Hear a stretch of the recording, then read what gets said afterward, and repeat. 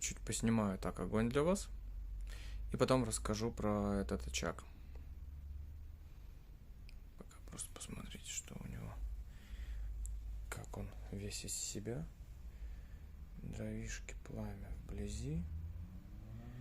Ну и вот так сбоку. Чтоб в сравнении с обычным очагом, не линейным, было видно. Здесь очаг в кадре линейный. Называется FreeSpace 60. Тут же для сравнения Photon 36 поменьше. Тоже линейный, но на его фоне малек. Вот. А здесь по рамке 1,43 м для встраивания. Ну и, соответственно, размеры портала еще добавят. То есть будет под 2 метра там свободно, под 2,20 даже можно разгонять. Можно покомпактнее. Вон как там стеночку встроили.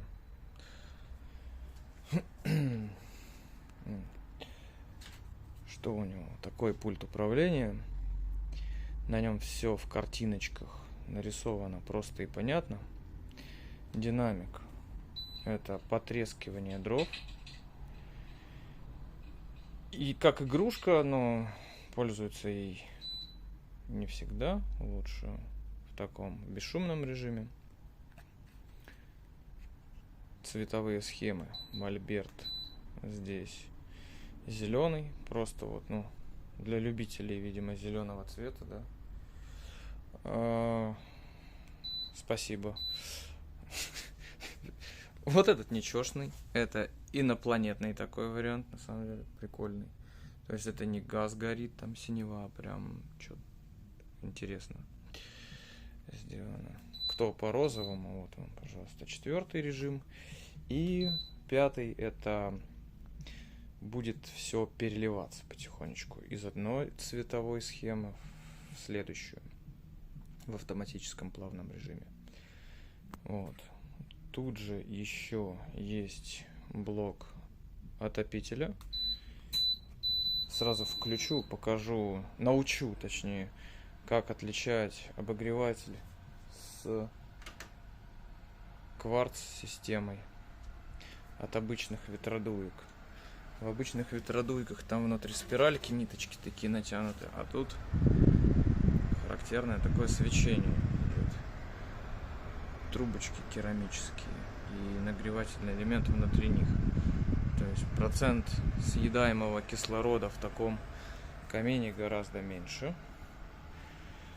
В детские комнаты у меня такие приобретают, ставят гостевые люди, у кого со зрением и кто в контактных линзах. Говорят, глазки не сушит, прям говорят, тепло приятное. Такие люди особенно чувствительны. Возможно, вот как раз вам это будет полезно знать про данный обогреватель. В автоматическом режиме будет поддерживать нужные температуры дома. На градусничке здесь можно настраивать 27, 26, 25, 24, 23, 22, 21, 20. Сейчас температура меньше. И он отключается. Показывает, что здесь 23. Естественно, нет смысла ему греть. 20, 19, 18, 17. Сейчас отключили. Все.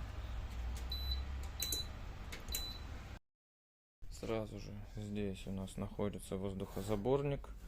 Система защиты от перегрева. Это крыльчатка, которая гонит воздух, которая забирает вот отсюда. Прогоняет его через систему нагрева и выдувает сюда.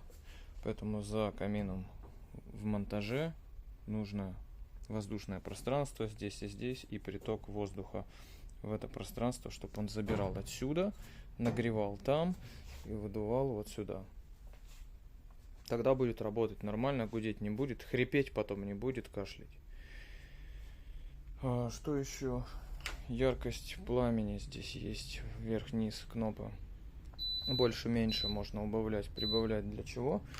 Вечерком это достаточно будет ярко смотреться. А когда сверху, допустим, у вас будет ТВ, смотрим любимый сериальчик, а здесь слишком ярко, поэтому можно его приглушить.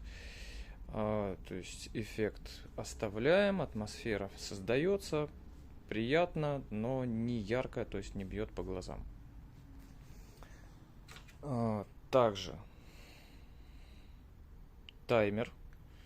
Здесь мы ставим от 30 минут до час, 2, 3, 4, 5, 6, 7, 8, 9.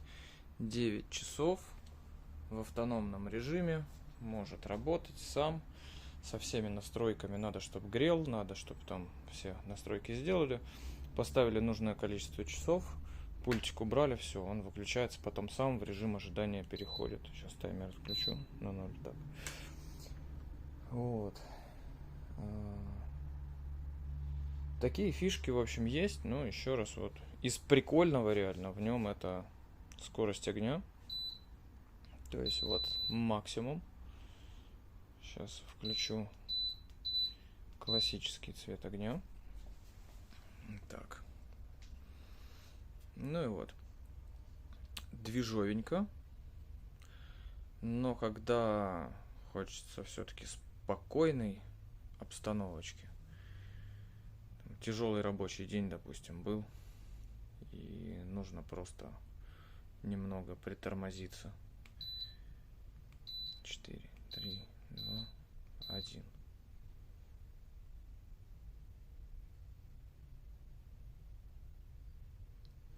И все, спокоен, как удав. Пельмешки потом сварились. Вкинул сразу. Все, снова на движе.